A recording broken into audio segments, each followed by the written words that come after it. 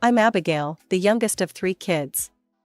My older sister, Sarah, is 2 years older than me, and my brother, Michael, is the eldest, 4 years my senior. We grew up in a modest house in the suburbs, with our mom, Lisa, and dad, Tom. Mom was a housewife, living off interest from a hefty inheritance. Dad worked as a sales manager at a local poultry farm. We weren't rich, but we were comfortable. They always made sure we had everything we needed, including college funds for all 3 of us. As we grew older, Michael got into sports, Sarah joined the debate club, and I found my passion in art. Our interests diverged, but our parents always made an effort to support each of us equally. When it came time for college, I chose to study graphic design at a school a few hours away. It was far enough to feel independent, but close enough to visit on holidays. As I drove away, watching my family shrink in the rearview mirror, I had no idea how much things would change. I thought I was just starting a new chapter in my life, not closing the book on my childhood forever. College life was a whirlwind of new experiences. I made friends, pulled all-nighters for projects, and gradually found my footing in the world of design. Weekly Skype calls with my family became monthly, then occasional. It wasn't intentional, just a natural drift as I got busier and more independent. 4 years flew by in a blur of classes, projects, and part-time jobs. Before I knew it, I was clutching my diploma, ready to face the world as a graduate. As I packed up my dorm room, a mix of excitement and anxiety swirled in my stomach. It was time to go home, to figure out my next steps. The drive home felt longer than usual. As I pulled into our driveway, I noticed my brother's flashy new car parked out front. Weird, I thought. Michael had always been practical about cars. I lugged my bags to the front door, expecting the usual warm welcome. Instead, I was greeted by an oddly tense atmosphere. "Oh, Abby, you're here," Mom said, glancing over her shoulder as she hustled past with an armload of laundry. "Your old room's been converted to a home office. You can sleep on the couch for now." I stood there, stunned. Okay, where's everyone else?" "Your father's at work. Michael's upstairs with his fiancée. Try not to disturb them." "Fiancée? When did that happen?" I dumped my bags by the couch and wandered into the kitchen, feeling like a stranger in my own home. That's when I noticed the changes. New appliances, fancy kitchenware, and a fridge plastered with Michael's photos and achievements. My artwork was nowhere to be seen. Just then, Michael sauntered in, a petite blonde trailing behind him. "Hey, Squirt," he said, ruffling my hair like I was still a kid. "This is Amber, my fiancée." Amber gave me a once-over and a tight smile. "Nice to meet you." Before I could respond, Mom bustled in. "Michael, honey, I've made your favorite pot roast for dinner." "Amber, dear, would you like some iced tea?"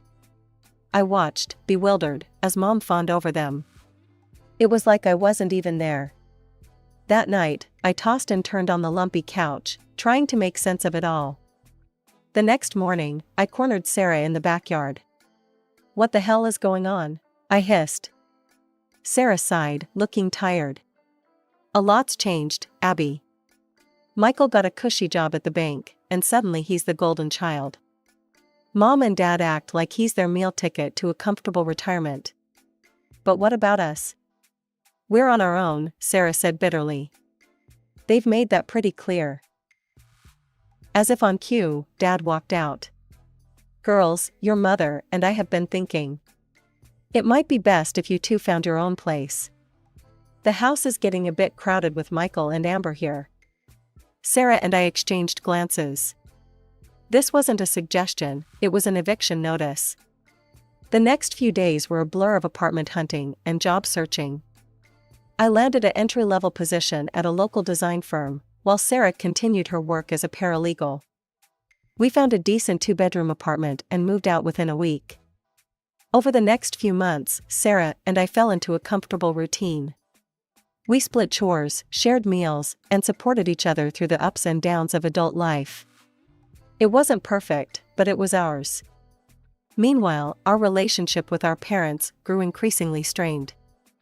Phone calls became rare, and when they did happen, the conversation always circled back to Michael.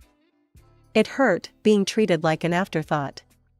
But as the months went by, I found myself caring less and less about their approval. I had my own life now, my own achievements to be proud of. And then I met Jake. He walked into the coffee shop where I was sketching one Saturday morning, and my world shifted. Tall, with kind eyes and a crooked smile, he struck up a conversation about my drawings. Before I knew it, we were dating. Jake was everything I could have hoped for: kind, supportive, and genuinely interested in my life and work. 2 years flew by, and Jake and I decided to get married.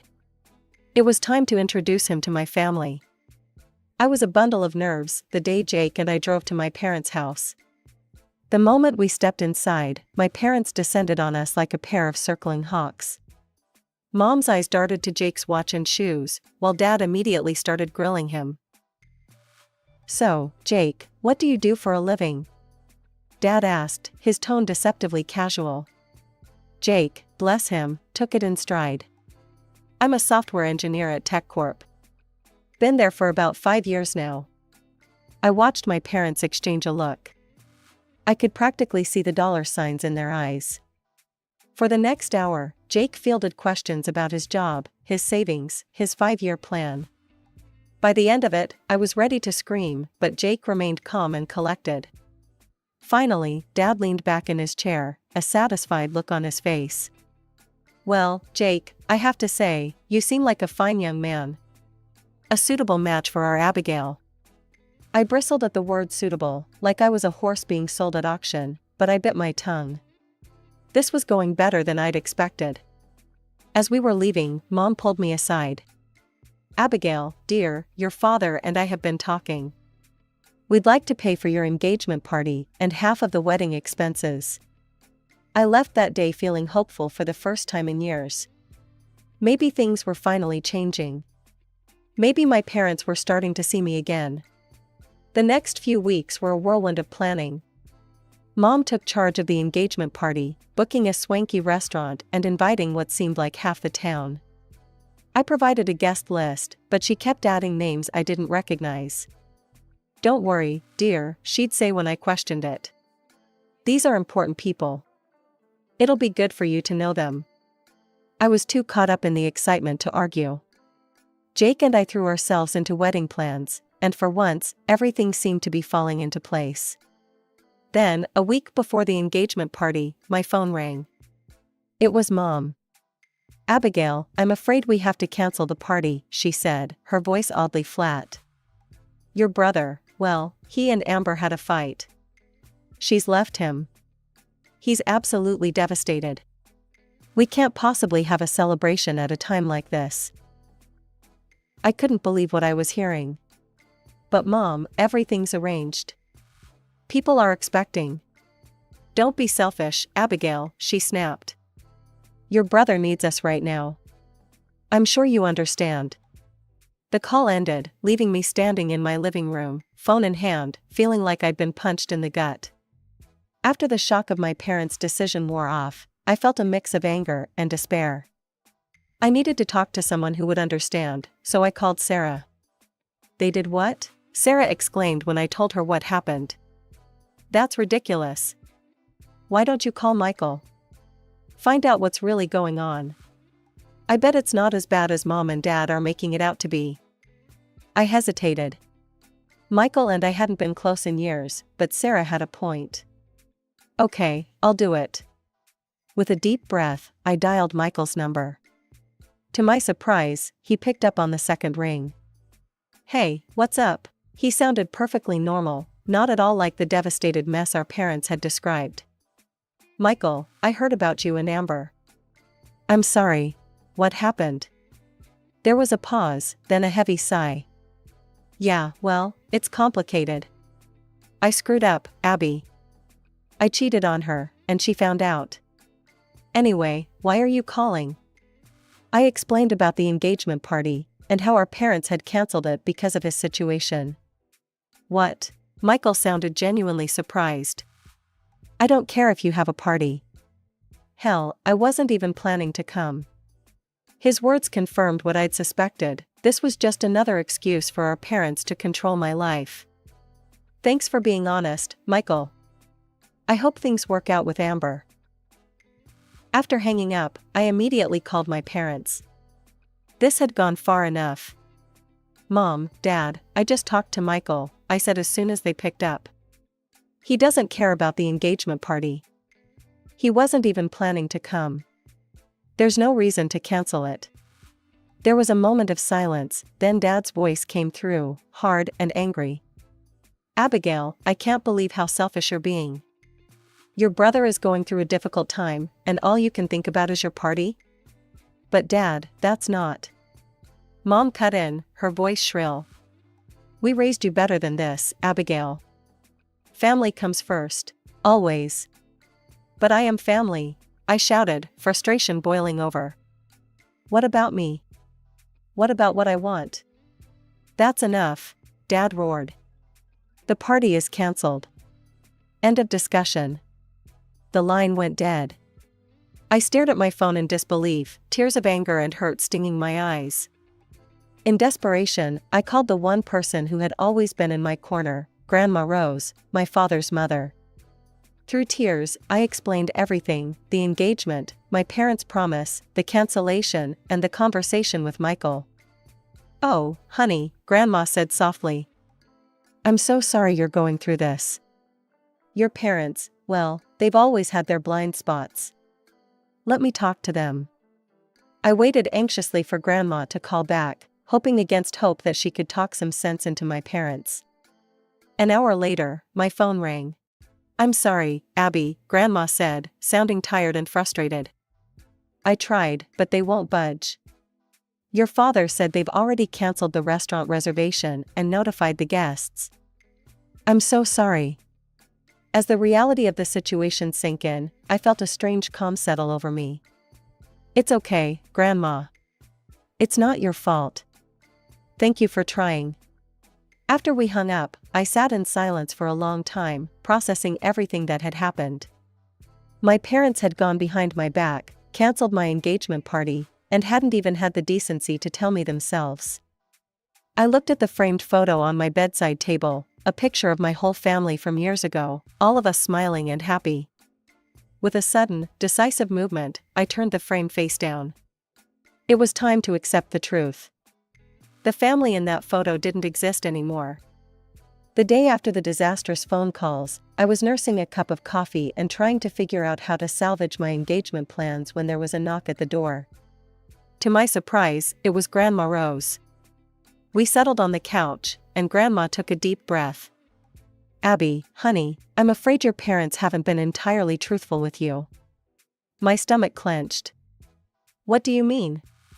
I did some digging, she said, her eyes flashing with a mixture of anger and disappointment. Your parents, they bought an expensive vacation package for Michael and Amber. 2 weeks in the Maldives, all expenses paid. And a rather pricey engagement ring for Michael to give her while they're there. They're hoping it'll be enough for Amber to forgive Michael for his indiscretion. And there's more. They've offered to pay for Michael and Amber's entire wedding. The pieces started falling into place, and I felt sick. That's why they canceled my engagement party. They're choosing Michael over me. Again. What am I supposed to do now? Jake and we were counting on their help for the wedding. Grandma straightened up, a determined look in her eye. Now, you listen to me, Abigail. Your parents might have let you down, but I won't. I'm going to pay for your engagement party. Grandma, no, I can't let you do that, I protested. Nonsense, she waved me off. I want to do this for you.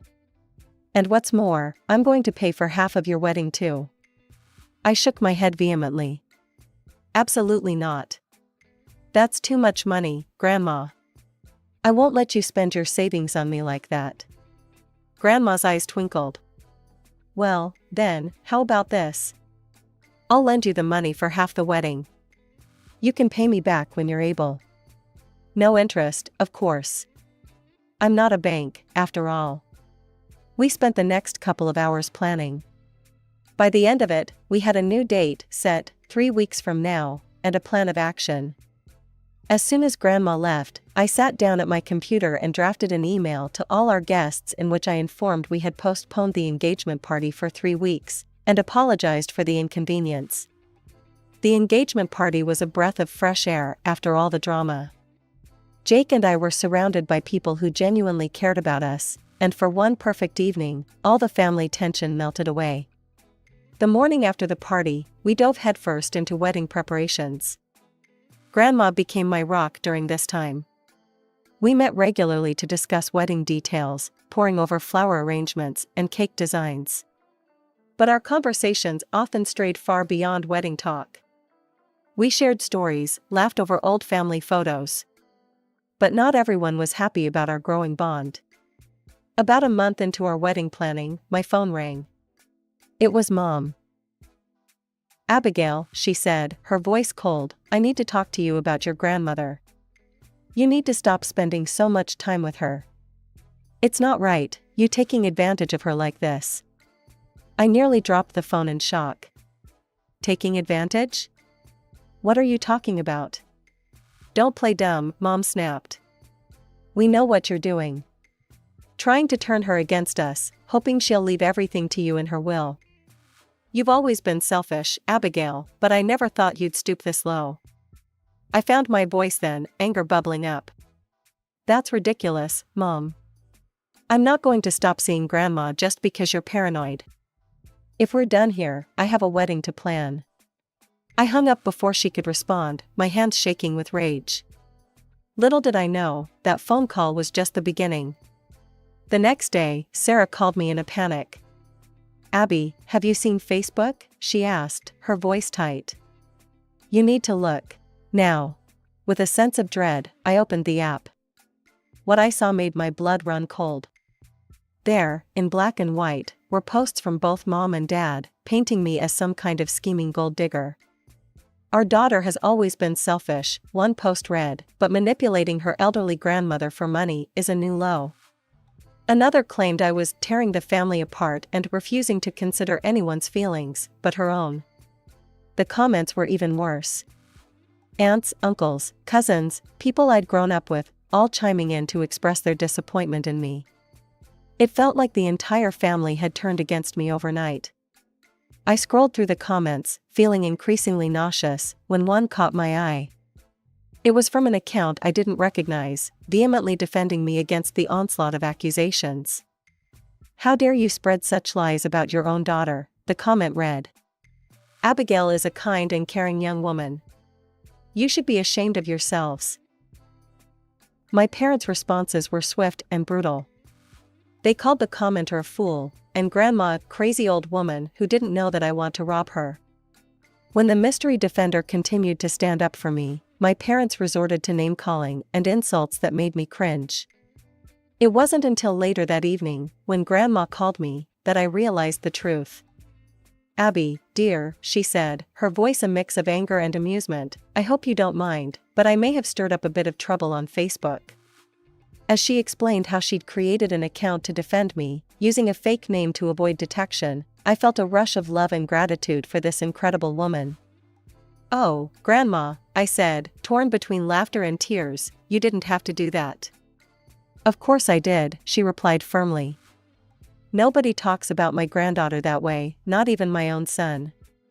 As the days went by, the online attacks continued. But for every cruel comment, there was a message of support from Jake, Sarah, or one of my true friends. And of course, there was always Grandma Rose, leaving her fiery comments under her secret online persona. As our wedding day approached, Jake and I faced the difficult task of finalizing our guest list. We sat at our kitchen table, a bottle of wine between us, staring at the names we'd written down. "Are you sure about this, Abby?" Jake asked gently, pointing to the conspicuously absent names of my parents and brother. I took a deep breath and nodded. "I'm sure. After everything that's happened, I just can't have them there. I don't want that negativity on our special day." His parents had been supportive when we'd explained the situation to them. In the end, our guest list was small but meaningful. Sarah and Grandma Rose were there, of course. A handful of relatives who had stood by me through the online drama had made the cut. The rest were close friends who had become like family over the years.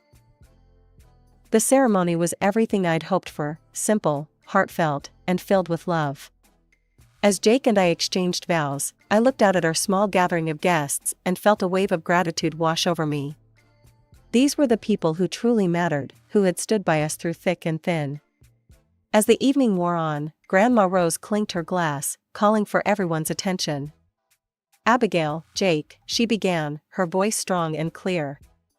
"Now, I know you two insisted on paying me back for my contribution to this wonderful day. But I have an announcement to make." I felt Jake's hand tighten around mine as Grandma continued. "I've decided to forgive the debt. Consider it my wedding gift to you both, and an investment in your happiness." For a moment, I couldn't breathe. Then, to my embarrassment, I burst into tears.